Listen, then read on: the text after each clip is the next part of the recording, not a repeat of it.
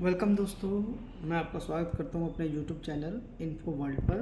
और दोस्तों, आज हम बात करेंगे ईपीएफओ से हम पैसा कैसे निकाल सकते हैं। बहुत ही आसान तरीका है, मैं आपको बताता हूं और आपको मैं दिखाता भी हूं। एक इसका सिंपल सा प्रोसेस है।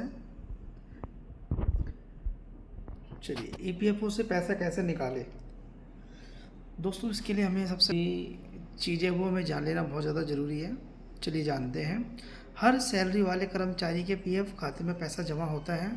इस पैसे को ऑनलाइन आसानी से निकाला जा सकता है और इसमें कुछ नियम और शर्तें हैं, वो भी मैं आपको बता देता हूँ।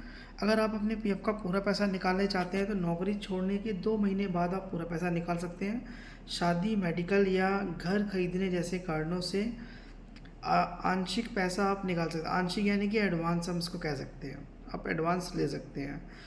और दोस्तों, सबसे इम्पॉर्टेंट बात, आपका यूनिवर्सल अकाउंट नंबर यानी कि यूएएन नंबर एक्टिव होना चाहिए।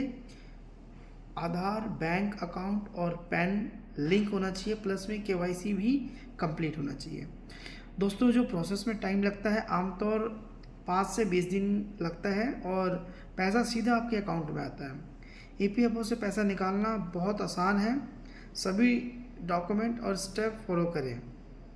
चलिए मैं आपको बताता हूँ, अब लाइव भी दिखा देता हूँ कि हम कैसे बहुत ही आसान तरीके से पैसा हम निकाल सकते हैं।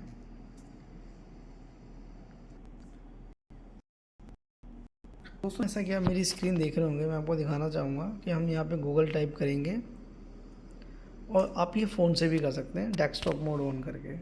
यहाँ पे हम सिंपल टाइप करेंगे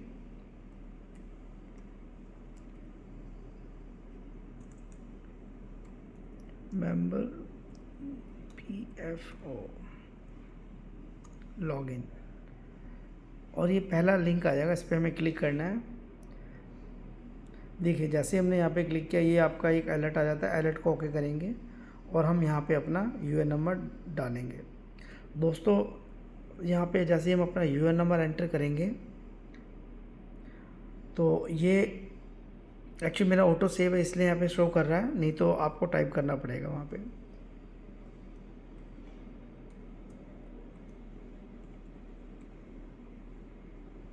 जैसे आप साइन इन करेंगे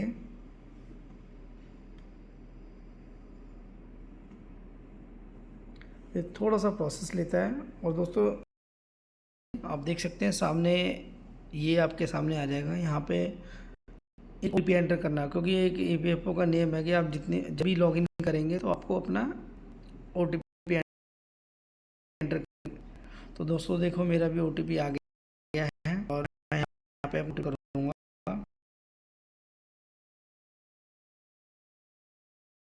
हम वापस से स्क्रीन पे आ जाते हैं।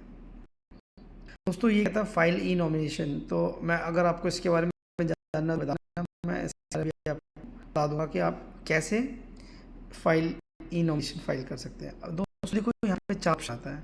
हम यहाँ पे आएंगे ऑनलाइन टैब पर। यहाँ पे आपके पास 4 ऑप्शन है: claim, online transfer, track claim status और डाउनलोड एनेक्चर। दोस्तों, ये एनेक्चर ये होता है कि जैसे आप किसी कंपनी में पैसा ट्रांसफ़र करते हैं, एक कंपनी से दूसरी कंपनी में अपना पीएफ ट्रांसफ़र करते हैं, तो ये वहाँ पे उसकी डिटेल को शो करता है। ठीक है। और ये ट्रैक क्लेम होता है कि आपने कोई भी क्लेम अगर रेज़ किया है तो ये उसके बारे में वहाँ पे दिखाएगा कि आपका क्लेम अंडर प्रोसेस है या कंप्लीट हो चुका है या रिजेक्ट हो चुका है। और ये कहता है कि वन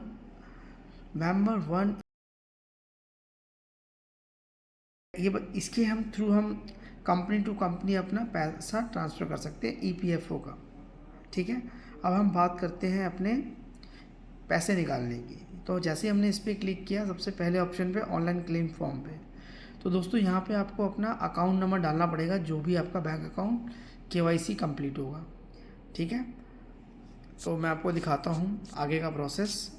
फिर यहाँ पर आप इसको वेरीफाई करेंगे। ये वेरीफाई होते ही एक नोटिफिकेशन आता है, उस पर आप यस करेंगे और आप नीचे आ जाइए। ये कहता है कि प्रोसीड फॉर ऑनलाइन क्लेम।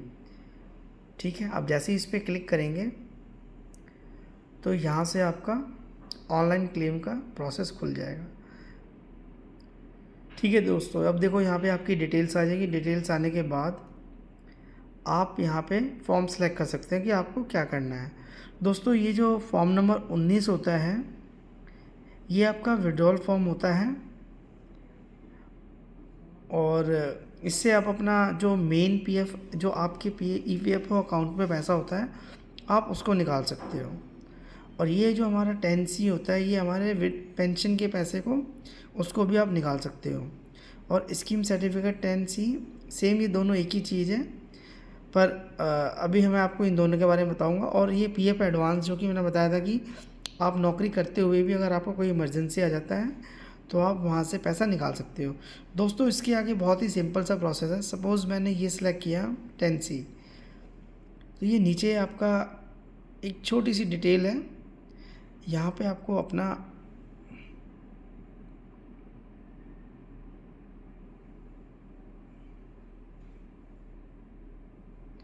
यहाँ पे आपको सिर्फ अपना एड्रेस फिल करना है।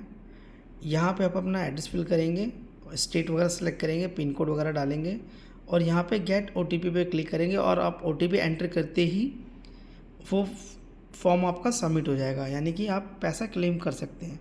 और दोस्तों मैं इसमें बताना चाहूँगा, जैसे ये हमारा फॉर्म नंबर 19 है जो हमारे मेन पीएफ के पैसे होल्ड करता है। इसमें क्या प्रोसेस होता है कि ये देखिए यहाँ पे आपने देखा होगा एक फ़ाइल अपलोड करने के लिए भी यहाँ पे एक फ़ाइल भी अपलोड कर सकते हैं।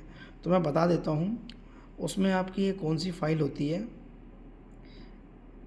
ये दोस्तों यहाँ पे ना 15G नाम का फॉर्म होता है, ये आपको भर के वहाँ पे सबमिट अपलोड करना पड़ता है। रीज़न बता देता हूँ क्यों अपलोड करना पड़ता है, क्योंकि अगर आपके अकाउंट में 50,000 से ज़्यादा की राशि है तो दोस्तों आपको ये फॉर्म 50G भर के जमा करना पड़ेगा, जिससे आपका TDS है वो नहीं कटेगा।